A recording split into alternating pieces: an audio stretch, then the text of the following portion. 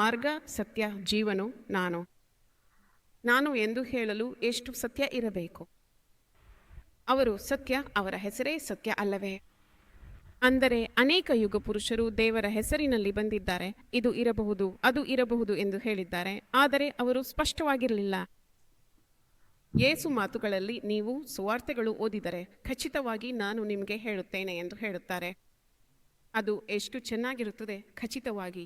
ಬಾಯಾರಿದವರೇ, ನೀವು ನನ್ನ ಬಳಿಗೆ ಬನ್ನಿ, ನಾನು ನಿಮ್ಮ ಬಾಯಾರಿಕೆಯನ್ನು ತೀರಿಸುತ್ತೇನೆ.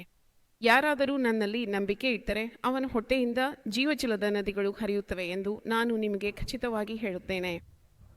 ಅಂದರೆ ಅವನ ಮಾತುಗಳು ತುಂಬ ಸ್ಪಷ್ಟವಾಗಿದ್ದವು ಅಂದ ಮಾತು. ಅವನು ಅನುಸರಿಸಲು ಯೋಗ್ಯನು, ಪರಿಪೂರ್ಣ ಮಾರ್ಗದರ್ಶಿ,